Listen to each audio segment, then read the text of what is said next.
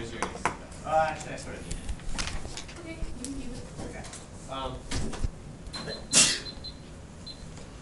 you reading on paper? Yeah, for the most part. Can you read here so you can pass me pages? Can I just put it here? Like, I have stuff I'm reading from my laptop.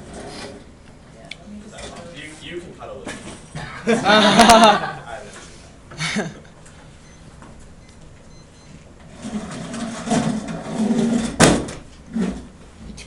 Where'd we go? Okay.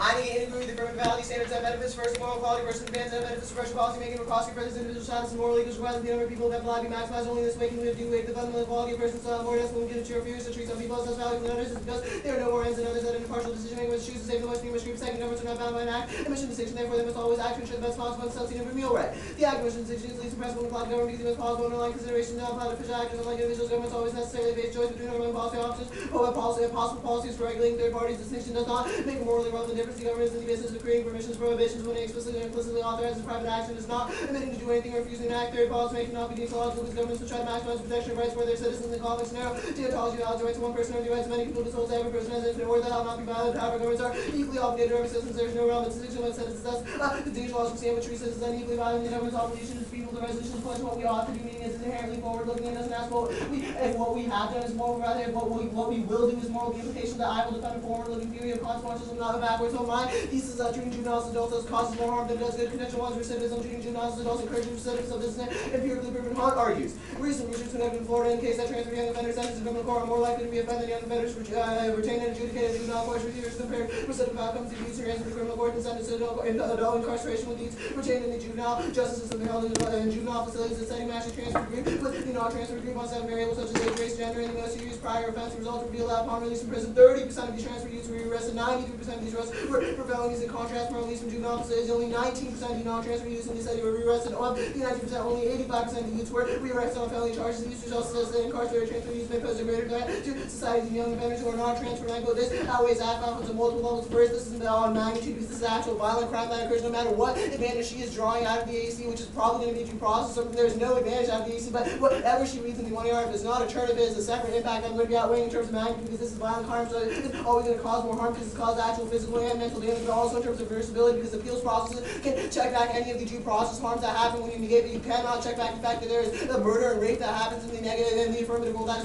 much harder to cover from the third level outweighs in terms of quantifiability because you know exactly what happens when you vote negative, but you do not know the impact of voting affirmative. You should always prefer quantified impact because they're more of a sure way to vote for the round. Contention 2 is prison abuse. Juveniles and adult facilities are more likely to be abused by inmates and staff Austin and Allred. In 1988, 47% of juveniles in prisons compared with 37% of youth in juvenile facilities suffered violent victimization, including violence at the hands of staff. Beatings by staff were nearly twice as likely intact, with weapons were almost 50% more common in adult facilities. Unquote. Frost et al. Continue in 1989, study found that 5 times as many youths held in adult prisons answered yes to the questions anyone attempted sexually attack or rape than those held in juvenile institutions. Close to 10% of the youth interviewed reported sexual attack or rape attempt had been levied against them in the adult prisons, while closer to 1% reported the same in the juvenile institution. Unquote. The app impact. So I'm going to give you weighing analysis for the prison rape. If she reads you impacts in the next speech, I will just weigh against them in the NR. Then go to the AC.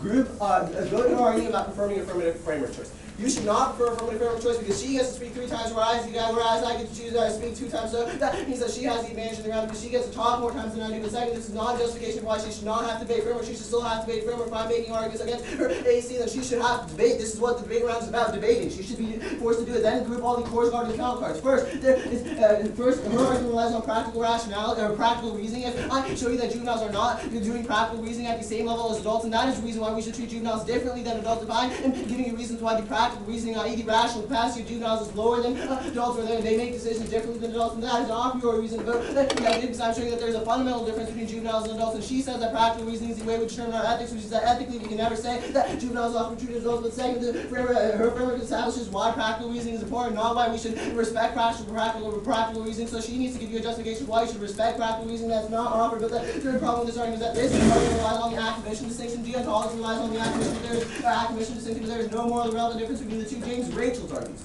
What is the difference between causing and lying? The most obvious way is the time to draw distinction when word, for example, suppose we say it's the difference between an action and an action. We cause an act when we do something, but we merely allow it to happen. We passively stand by this one word because when we allow something to happen, we perform the act of allowing it to happen. It is time to say the difference between an action and an action is the difference between moving one's body and not moving one's body. But that does not help. When we allow something to happen, we're typically moving our bodies in all sorts of ways. End quote. The reason the act mission distinction is really important because the way you weigh arms violations of the standard and deontology is between the act mission distinction. But if you don't have that distinction, there is no way to weigh violations of the standard against each other because there are violations that occur, but you have no way to prioritize these violations. That means that her standard is functionally useless because you do not know what to do when there is violations of the standard on both sides. This means you prefer my standard because the reason you have standards in debate is to provide a way to vote around my herd. Standard clearly does not do that.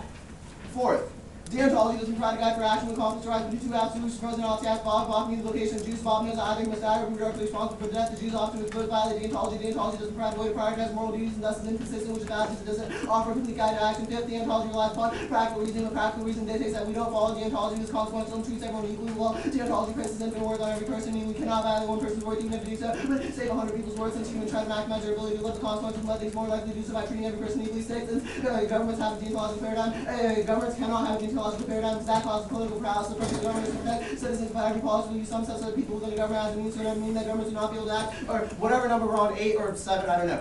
Whatever number this is, states will have a very different moral obligation. If states have a different moral obligation than individuals because they're different actions with different purposes. Alexander Hamilton argues the rule of morality is not the same between nations as between individuals. The duty to make its own welfare, the guide to its actions is much stronger upon the former than upon the latter. Millions exist, millions are concerned the present measures of government, all the consequences of the private action of an individual or organization terminate with himself or circumcised within their compass. This argument is really, really important because all of her justifications for the ACR specific individual obligations where I am telling you the act and the resolutions of government, that means government morality is different than individual morality. And I'm the only one who's linking to some conception of a governmental morality, which means that all of her arguments in the AC simply are talking about individuals, which does not link to deontology, does not apply to governments. Then go to the contention. Groups of point A and B. Youth to be arrested if related adults fail to explain decision-making factors requires the actor to identify possible outcomes, divide positive or negative desirability of those consequences, thus make likelihood of those various consequences occurring in development decisional rule authorized outcomes of experimental and developmental psychological literature suggest that adolescents may approach these various decision-making steps differently from adults who may engage riskier behavior than adults because they differ both in the extent of knowledge they possess and the amount of information they actually use when they make decisions. Even adolescents possess and use comparable information, they may assign different subjective values to the alternative consequences, use weigh benefits and consequences differently to discount negative future consequences in ways that may suit their quality of their choices. This is really important because the rhetoric of the plot for analysis is that the youths will their way to an action, but I'm telling you that the way the youths will their way is different from the way adults will their way, which means that there is an inherent distinction between the two. This comes first because I'm showing you very fundamentally the resolution said juveniles are different than adults and they should not be treated the same. They're not for some point of view specifically. There is no reason why the juvenile system is not punitive. There are still punishment that is meted out in the juvenile system. It may not be as severe as the punishment in the adult system, but there is still punishment nonetheless. There is no reason why the punishment in the affirmative world is uniquely uniquely necessary. Ready? Yep. Do you want me to Come on, go through yeah. red? Huh? What? No. Okay, Okay, go. I'll get it later. Ready? Okay. Are there terms in the AC? Yeah. Where? The Feld card is the term to the AC. Where is that? I just read it. It's it's grouped on your contention. Okay. What does that say? Feld says that juveniles do risk differently than adults.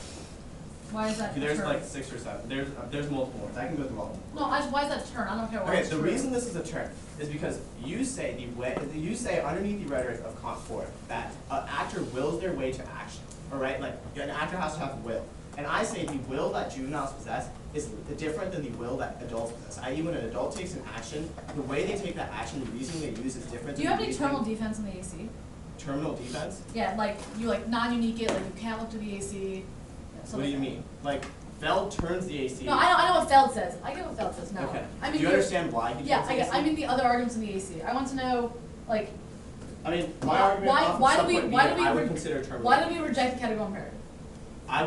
Why do we reject? There's like 9 why do we- why do we- 9 reasons. We can go through them if you want. Okay. I'm giving you multiple reasons why you Okay. reject your framework. Okay, cool. Let's go over some of them. Okay. Give me like 3. Give me 3. Yeah. Give me your 3 best ones. I mean, I don't know which ones are the best ones. I can play eeny, meeny, miny, Give me the moe. 3 first ones. Give me the 3 first ones. The 3 first ones? Yeah. Sure. My first argument is that practical reasoning requires Oh, rationality. after practical rationality, go to like Kant, category imperative. Lizzie, I don't know what you want from me. You made like a big dump. I'm not gonna lie. I wasn't really flowing. I want to know the Okay. answers on the standard, not the answers to core scholar. I grouped your standard and I Okay. made 7 responses. Just to give it. me the first 3.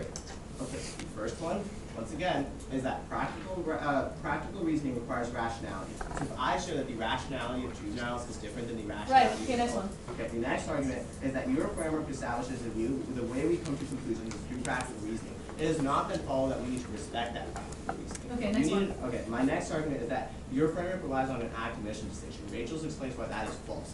This is important because an act-omission distinction is absolutely necessary for us to weigh violations of the ontology. And if your standard is not weighable, then there's no reason we should use it in your ground. The next argument, That's fine.